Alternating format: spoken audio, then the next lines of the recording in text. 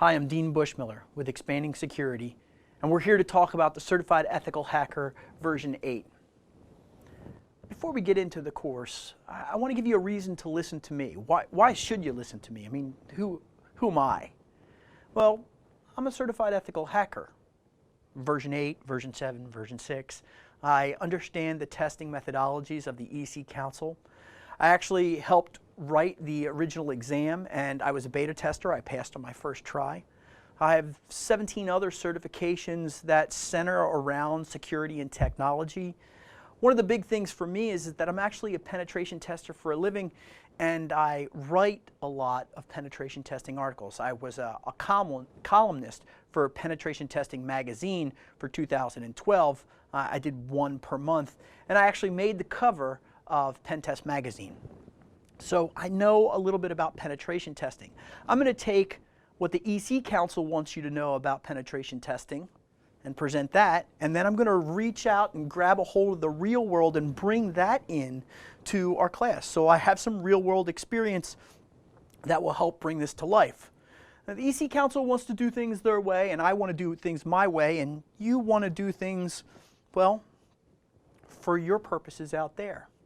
So it can't just be done by following up one set of courseware or one set of slides that you're seeing here and this discussion. You have to reach out there and grab more for yourself. Let's talk about the course itself. We'll do a little introduction here, and we're going to do a prerequisites test. It's a short little verbal quiz that we do back and forth to help you manage your expectations for what you should know already coming into the course. I mean, you saw that in the courseware outline that you know what topics you're going to cover, but we want you to have a little bit of information before you get into the meat of this course. We're going to talk about all the domains. I'm going to talk about exam preparation at the end of all of our discussion. I also want to talk about readings and labs, and I'll be bringing those in. As we go along through the course, what you will see is I will point to particular resources on the web. You'll usually see those at the end of each one of the domains that we're going to talk about, and I encourage you to go to those locations, look at those readings, start playing around with those labs and those tools that are out there. We'll get into the labs later on. So here are the 20 sections of this course. I call them domains. Here are those 20 sections for you. We're going to look at each one of those and talk about what they have to offer.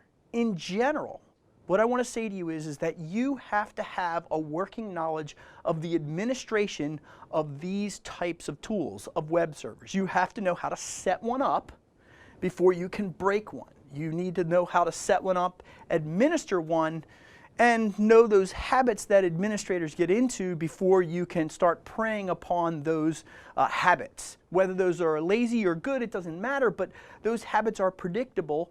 As a security professional, you need to go in there and say, okay, I know that they're doing this, and I've done that thing, and I know that when you set up, you get these defaults, and now I'm going to take advantage of that because that needs to all be ripped out.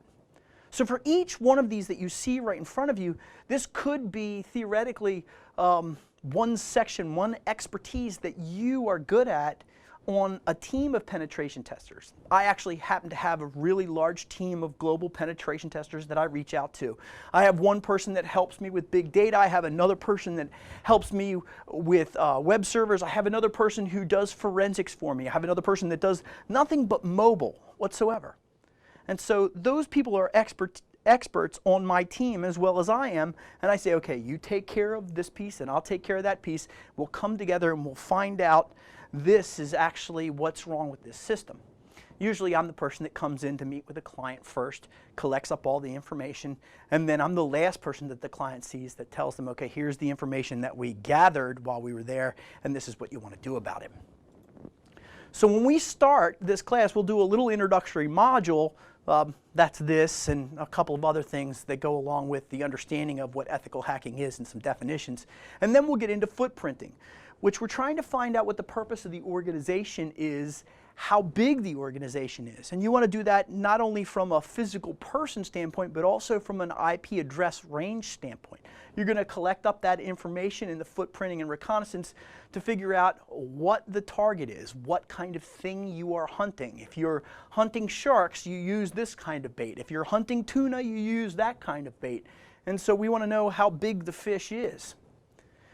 What we'll also do is find out what types of firewalls there are, what kind of wireless devices they have, and this is just a general overview of where are they and what are they doing.